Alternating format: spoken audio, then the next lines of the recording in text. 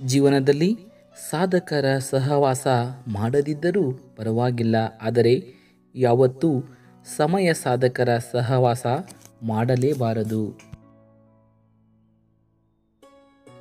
ಜೀವನದಲ್ಲಿ ಸಾಧನೆ ಇಲ್ಲದೆ ಸತ್ತರೆ ಸಾವಿಗೆ ಅವಮಾನ, ಆದರ್ಶ ಇಲ್ಲದೆ ಬದುಕಿದರೆ ಈ ಬದುಕಿಗೆ ಅವಮಾನ. ಯಾವತ್ತೂ ಕಾಯುತ್ತಾ ಯೋಚಿಸುತ್ತಾ ಕಾಲವನ್ನು ಕಳೆಯಬೇಡಿ, ಏಕೆಂದರೆ ಬದುಕು ಯೋಚನೆಗಿಂತಲೂ ವೇಗವಾಗಿ ಸಾಗುತ್ತಿರುತ್ತದೆ. ಗೆದ್ದ ನಂತರ ನಿನ್ನ ಜೊತೆ ನಡೆಯುವವರಿಗಿಂತ ಗೆಲುವಿಗೋಸ್ಕರ ನಿನ್ನ ಹಿಂದೆ ನಡೆದವರನ್ನು ಎಂದೆಂದಿಗೂ ಮರೆಯಬೇಡ. ನಮ್ಮ ತಪ್ಪನ್ನು ನಮ್ಮ ಹತ್ತಿರ ಹೇಳುವವನು ನಮ್ಮ ನಿಜವಾದ ಮಿತ್ರ. ನಮ್ಮ ತಪ್ಪನ್ನು ಇತರರ ಹತ್ತಿರ ಹೇಳಿ ನಮ್ಮನ್ನು ಗೇಲಿ ಮಾಡುವವನು ನಮ್ಮ ಮಿತ್ರನಾದರೂ ಸಹ ಅವನು ಶತ್ರುಗೆ ಸಮ. ಈ ಜಗತ್ತಿನಲ್ಲಿ ಒಂದೇ ಸಮನಾಗಿ ನೋಡುವುದು ಸಮಯ ಮಾತ್ರ. ಬಡವನಿಗೂ ಒಂದೇ, ಶ್ರೀಮಂತನಿಗೂ ಒಂದೇ. ಸಾಧನೆ ಸುಮ್ಮನೆ ಆಗುವುದಲ್ಲ, ಅದು ಏಳು ಬೀಳುಗಳ ಕಲ್ಲು ಮುಳ್ಳುಗಳ ರಹದಾರಿ. ಆ ದಾರಿಯಲ್ಲಿ ನಡೆಯಲು ಕಾಲುಗಳು ಗಟ್ಟಿ ಇದ್ದರೆ ಮಾತ್ರ ಸಾಲದು, ಸಾಗುವ ಮನಸ್ಸಿರಬೇಕು.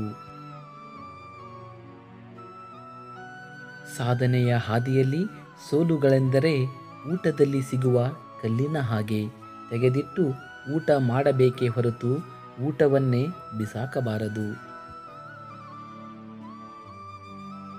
ಕೆಲವರಿಗೆ ಬೇರೆಯವರ ಕಾಲು ಎಳೆಯೋದೇ ಕೆಲಸ, ಅದನ್ನೇ ಸಾಧನೆ ಅಂದುಕೊಂಡೇ ಬದುಕುತ್ತಾರೆ. ಆದರೆ ಅವರಿಗೆ ಗೊತ್ತೇ ಇರಲ್ಲ, ಬೇರೆಯವರಿಗೆ ಕೇಡು ಬಯಸಿ ಉದ್ಧಾರ ಆದವರು ಈ ಚರಿತ್ರೆಯಲ್ಲೇ ಇಲ್ಲ.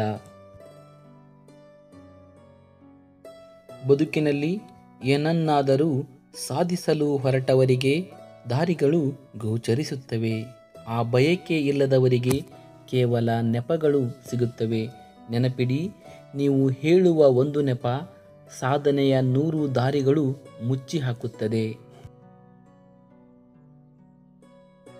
ಮರದಿಂದ ಕೆಳಬಿದ್ದ ಹೂವು ಮತ್ತೆ ಅರಳುವುದಿಲ್ಲ, ಆದರೆ ಬೇರುಗಳು ಗಟ್ಟಿಯಾಗಿದ್ದರೆ ಮತ್ತೆ ಹೊಸ ಹೂಗಳು ಹುಟ್ಟುತ್ತವೆ.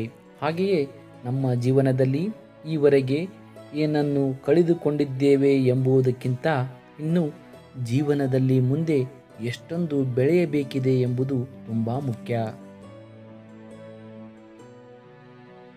ಸಾಧನೆಯ ಗೆಲುವು ದುಡಿಯುವ ಕೈಗಳಿಂದ ಬರುತ್ತದೆಯೇ ಹೊರತು ಅಂಗೈನ ಅದೃಷ್ಟ ರೇಖೆಗಳಿಂದಲ್ಲ. ಸಾಧಕರು ಯಾವತ್ತೂ ತಮ್ಮ ಬಗ್ಗೆ ತಾವೇ ಪರಿಚಯ ಮಾಡಿಕೊಳ್ಳುವುದಿಲ್ಲ, ಬದಲಾಗಿ ಸಾಧನೆ ಮಾಡುವುದರ ಮೂಲಕ ಅವರ ಸಾಧನೆಯೇ ಅವರನ್ನು ಎಲ್ಲರಿಗೂ ಪರಿಚಯಿಸುವ ಹಾಗೆ ಜ್ವಾಲಾಮುಖಿಯಾಗಿ ಹೊರಹೊಮ್ಮುತ್ತಾರೆ. ಸಮಯಕ್ಕೆ ತಕ್ಕಂತೆ ಬಣ್ಣ ಬದಲಿಸುವವರ ಬಣ್ಣ ಇಂದಲ್ಲ ನಾಳೆ ಬದಲಾಗುವುದು. ಅವರ ನೈಜ ವ್ಯಕ್ತಿತ್ವ ಹೊರ ಬೀಳುವುದು. ಸಮಯ ಸಾಧಕರಿಗೆ ಸಮಯವೇ ತಕ್ಕ ಉತ್ತರ ನೀಡುವುದು. ನೆನಪಿರಲಿ, ಸಮಯ ಯಾರೊಬ್ಬರ ಸ್ವತ್ತಲ್ಲ. ಎಷ್ಟೇ ಸಂಬಂಧಿಕರು ಸ್ನೇಹಿತರು ಇದ್ದರೂ ಕೂಡ ಕೆಲವೊಂದು ಪರಿಸ್ಥಿತಿಯಲ್ಲಿ ನಾವು ಒಂಟಿ ಅನಿಸಿಬಿಡುತ್ತದೆ.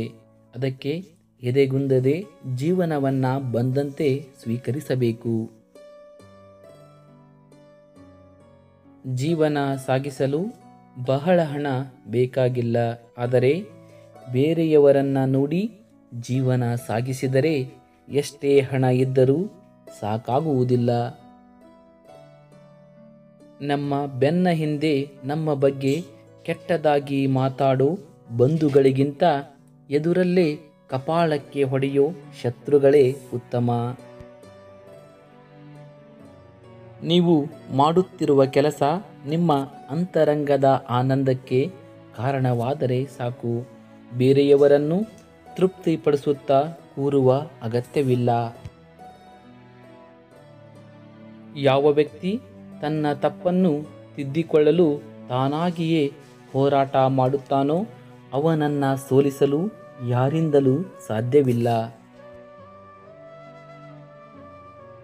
ಒಳ್ಳೆಯ ನಡತೆಯಿಂದ ನಮಗೆ ಯಾವುದೇ ಆರ್ಥಿಕ ಲಾಭ ಸಿಗದೇ ಇರಬಹುದು, ಆದರೆ ಅಂತಹ ಗುಣಕ್ಕೆ ಸಾವಿರಾರು ಮನಸ್ಸುಗಳನ್ನು ಗೆಲ್ಲುವ ಶಕ್ತಿ ಇರುತ್ತದೆ. ಲಾಭ ನಷ್ಟವನ್ನು ಯಾವತ್ತೂ ಹಣದಲ್ಲೇ ಅಳೆಯಬಾರದು. ನಂಬಿಕೆ ಓದುವುದಕ್ಕೆ 3 ಅಕ್ಷರಗಳೇ ಇರಬಹುದು, ಆದರೆ ಅದನ್ನು ಸಂಪಾದಿಸುವುದು ತುಂಬ ಕಷ್ಟ, ಏಕೆಂದರೆ ಅದು ಹಣಕ್ಕಿಂತಲೂ ದುಬಾರಿ. ಜೀವನದಲ್ಲಿ ಪದೇ ಪದೇ ಕಷ್ಟಗಳು ಬರುತ್ತಿವೆ ಅಂದರೆ ಹಣೆ ಬರಹ ಸರಿಯಿಲ್ಲ ಅಂತಲ್ಲ, ಮುಂದೆ ತುಂಬ ಒಳ್ಳೆಯ ದಿನಗಳು ನಮಗಾಗಿ ಕಾದಿವೆ ಅಂತ ಅರ್ಥ. ನೆನಪಿರಲಿ, ನಾವು ಎಲ್ಲ ವಿಷಯದಲ್ಲೂ ವಾದ ಮಾಡಿ ಗೆಲ್ಲೋಕೆ ಆಗಲ್ಲ. ಕೆಲವು ಸಮಯದಲ್ಲಿ ಮೌನವಾಗಿದ್ದು ಬಿಡಬೇಕು. ನಮ್ಮ ಮೌನವೇ ಜಯವನ್ನು ತಂದುಕೊಡುತ್ತದೆ. ವಾದ ಪ್ರತಿವಾದದಿಂದ ಖಂಡಿತ ಉತ್ತರ ಸಿಗುವುದಿಲ್ಲ. ನಮ್ಮ ಒಂದು ಮೌನ 1000 ಪ್ರಶ್ನೆಗಳಿಗೆ ಉತ್ತರ ನೀಡುವುದು, ಏಕೆಂದರೆ ಮೌನಕ್ಕಿರುವ ಬೆಲೆ ಮಾತಿಗಿಲ್ಲ. ಬೇರೆಯವರಿಗೆ ಇಷ್ಟವಾಗಬೇಕೆಂದು ನೀವು ಬದಲಾಗಬೇಡಿ, ನಿಮ್ಮಷ್ಟಕ್ಕೆ ನೀವೇ ಬದಲಾಗಿ. ಜೀವನವನ್ನು ನೀವು ಅಂದುಕೊಂಡಂತೆ ಬದುಕಿ, ಬೇರೆಯವರು ಊಹಿಸಿದಂತಲ್ಲ.